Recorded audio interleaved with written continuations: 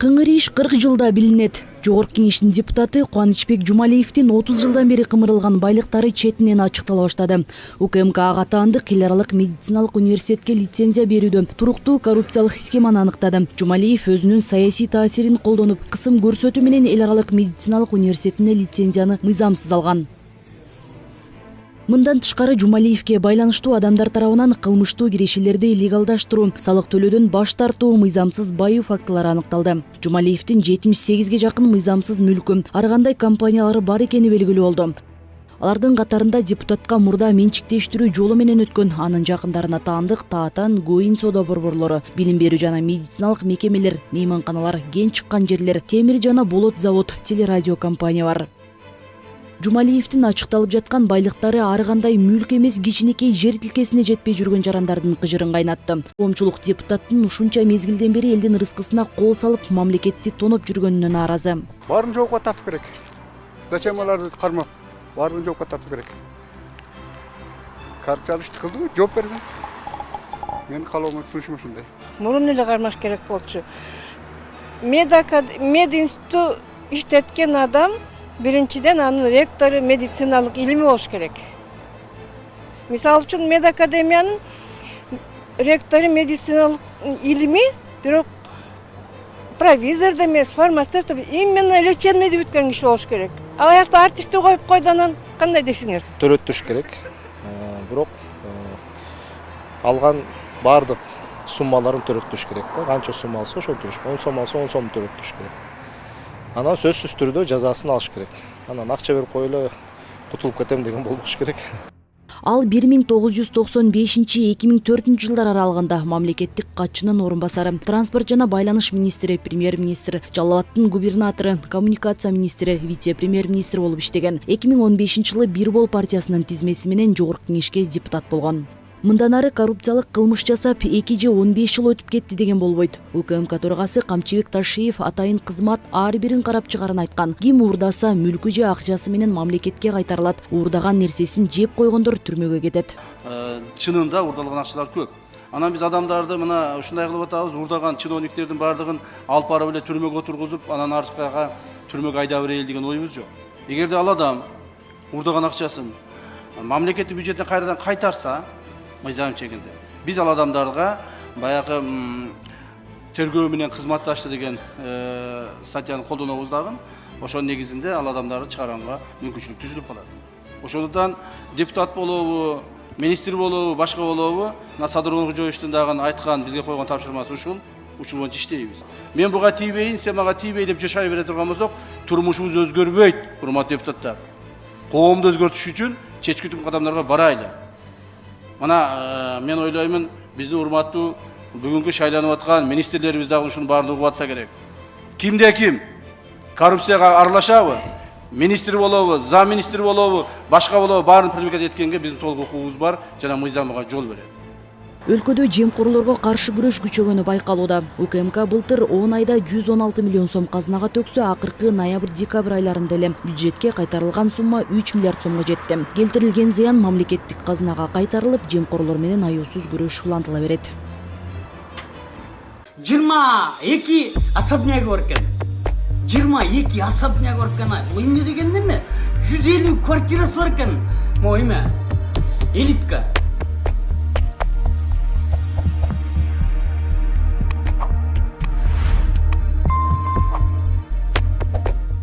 Сыймык Жапыкеев айткан фактылардын канчасы чын, канчасы жалган? Учурда коомчулукта эң көп талкууланган суроо ушул болуп турат.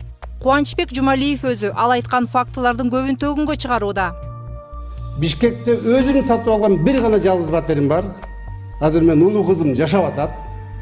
Анан калган 149-ун тапса баарын бердим.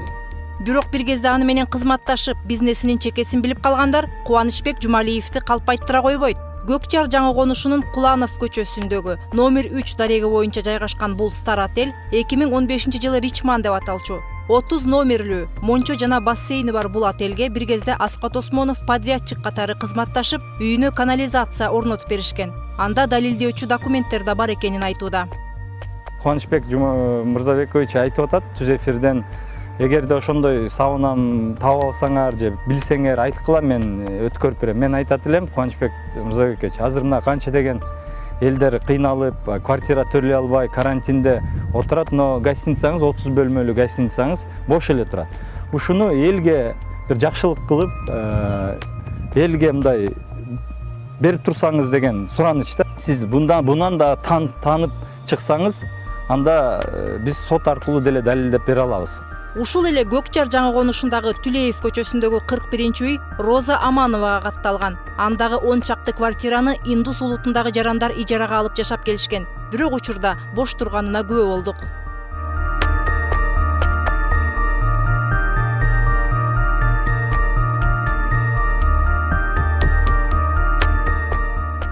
Көкчар жаңы конушунун Мадиева көчөсүндөгү 85-үйдүн да Кубанычбек Жумалиевке таандык экенин коңшулары деле тастыктап берет. Бул үйгө да Аскат Осмонов 2015-жылы суу киргизип бергенин айтууда. Ошол күндөрү ал Кубанычбек Жумалиевдин өзү менен келишип кызматташкан. Андыктан муну ал танып кете албас дейт ал. 2015-жылы Кубанычбек Мырзабекович суу өткөрүп бер деп сурангандыктан мен суу өткөрүп бергенбиз бул жака дагы. Ошол убакытта деле иштебей турчу, бирок 2015-ке чейин бул жакта гостиница болгон деп мына кошуналар тастыктап бере алат. Азыр кимге тиешелүү экенин мен так айта албайм. Эмне дегенден ошол убакытта деле кимге тиешелүү экенин деле айта албайм документалдуу түрдө. Бирок өзү жеке бул жака суу өткөргөнүнө мен буну далилдеп бере алам. Ушул эле үйдүн бет маңдайында курулуп жаткан көп кабаттуу имаратта айрым маалыматтарга караганда Кубанычбек Жумалиевке таандык. Ал эми андан алыс эмес жерде Кубанычбек Жумалиев көп кабаттуу үйдүн катлабанын каздырып койгону айтылууда. Бул Корей клиникасы да айрым маалыматтарга караганда Кубанычбек Жумалиевдин жубайы Роза Амановага катталган. Бул имарат соода түйүнү болот деп курулган, бирок белгисиз себептер менен ал ишке ашпай калып, учурда жабык турат.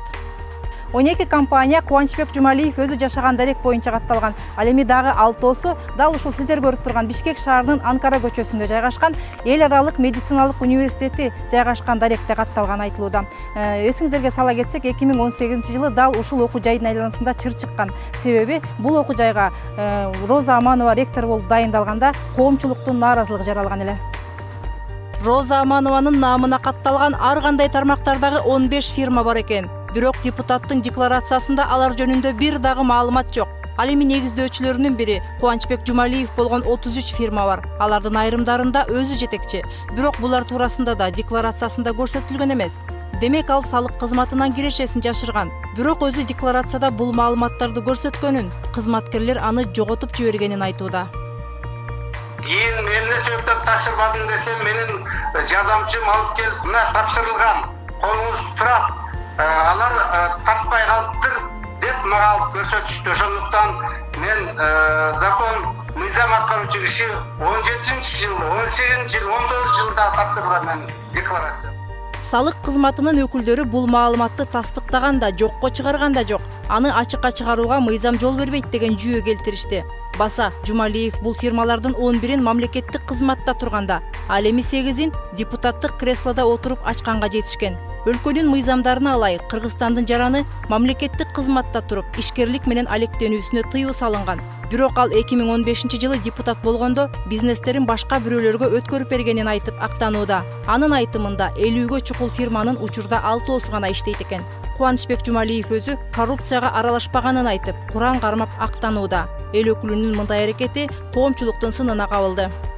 Урматтуу кыргыз элим, урматтуу ошол соцсетте отурган көрөрмандар, мен Жумалиев Кубанычбек Мырзабекович 1992-жылдан 2005-жылга чейинки иштеген учурда бир дагы коррупциялык ишке катышкан эмесмин.